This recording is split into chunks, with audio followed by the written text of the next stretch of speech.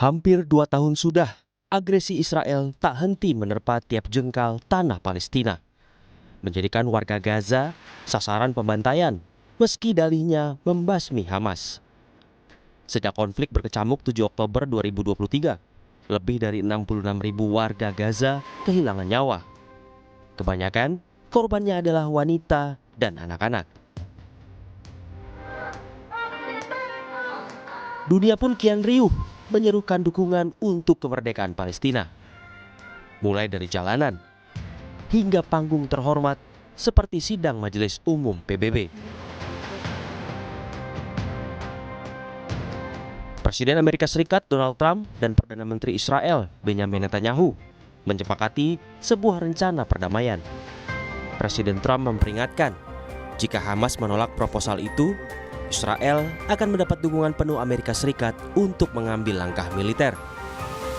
Under the plan, Arab and Muslim countries have committed, and in writing in many cases, but I actually would take their word for it, the people I mentioned, I'd take their word for it, to demilitarize Gaza, and that's quickly. Decommission the military capabilities of Hamas and all other terror organizations. Israel juga meminta pembebasan seluruh sandera dalam 72 jam setelah menerima kesepakatan.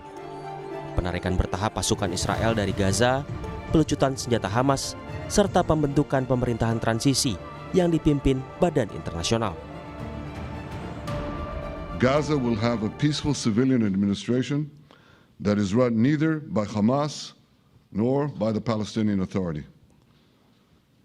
If Hamas agrees to your plan, Mr. President, the first step will be a modest withdrawal, followed by the release of all our hostages within 72 hours.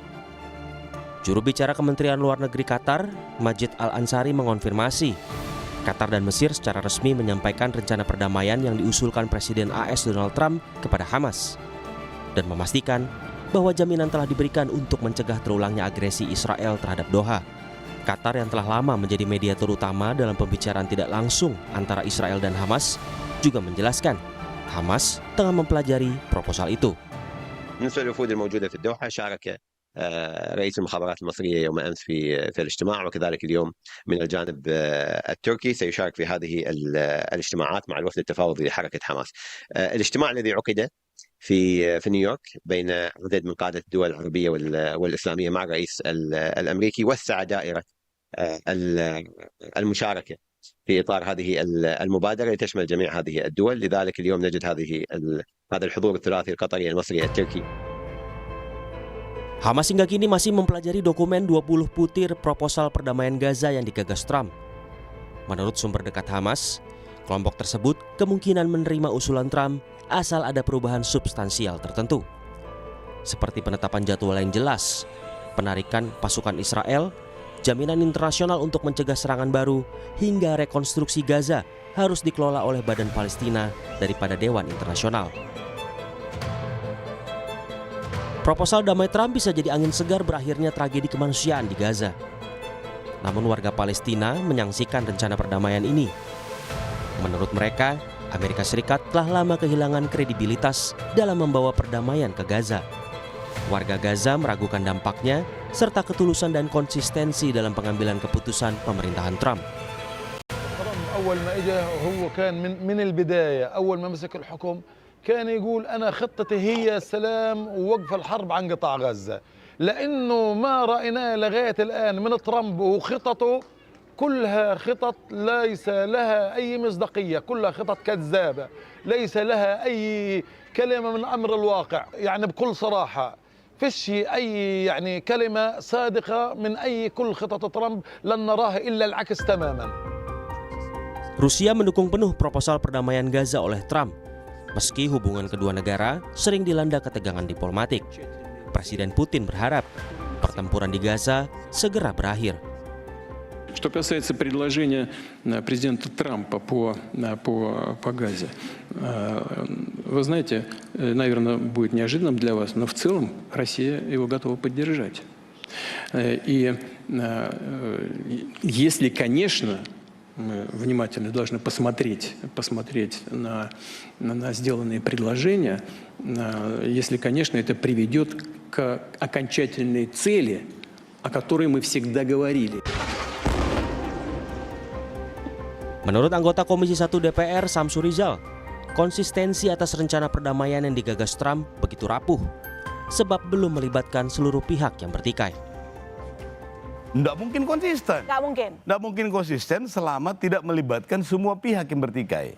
Semua pihak yang terlibat. Karena yang terlibat ini yang di proposal Trump itu yang selalu mengikuti Abraham Accord itu bahwa hanya presiden atau pihak yang secara internasional diakui.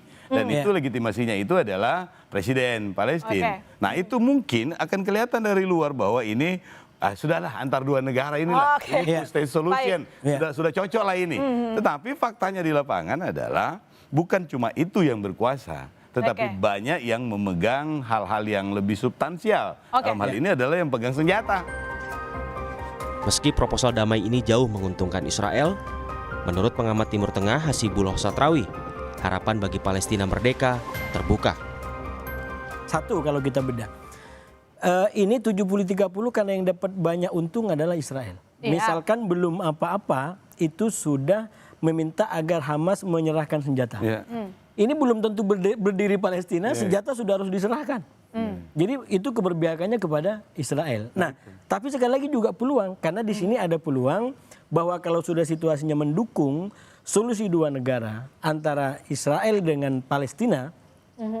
Apalagi ada jaminan bahwa Israel tidak akan menganeksasi Gaza dan tepi barat, ini menjadi peluang menghidupkan Palestina merdeka. Jadi walaupun 30, tetap ada peluang menjadi sebuah solusi permanen bagi dua negara. Dukungan banyak negara termasuk Indonesia untuk kemerdekaan Palestina nyatanya tak membuat serangan Israel ke Gaza mereda. Israel juga tak segan menghalangi pihak-pihak yang ingin masuk ke Gaza. Rabu malam, sejumlah kapal kemanusiaan Sumut Flotilla beserta sukarelawan disergap dan ditahan militer Israel. Sebelum menyergap dan menahan aktivis, pihak Israel sempat mengirim ancaman melalui radio komunikasi. Namun ancaman itu dijawab aktivis yang menegaskan bahwa misi Flotilla bersifat damai dan sah secara hukum internasional. Kapal yang disergap termasuk yang ditumpangi aktivis pro-Palestina asal Swedia, Greta Thunberg. Kapal itu juga membawa bantuan ke Gaza. Sementara itu, kapal observer yang ditumpangi sukarelawan Indonesia, Hussein Gaza, dan rombongan berhasil menjauh dan bersandar di pelabuhan Larnaca, Siprus.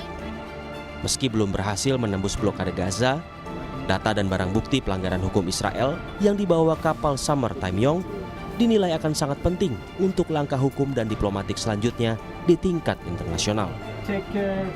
Malam hari ini beberapa aktivis yang sudah membersamai kami selama kurang lebih 1 bulan terakhir akhirnya mulai berpencar dan sebagian mendapatkan akses keluar karena mereka memiliki privilege visa keluar tanpa visa, sementara sebagian lain masih menanti di kapal, masih harus standby di kapal.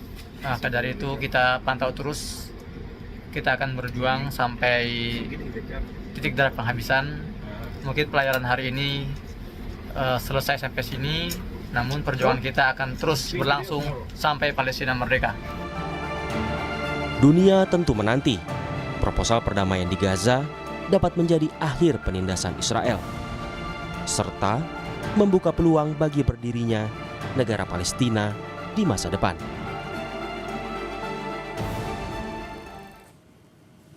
Pelatih Patrick Kluivert memanggil kiper PSM Reza Arya Pratama bergabung ke timnas di Arab Saudi sesaat lagi. Sapa Indonesia Malam.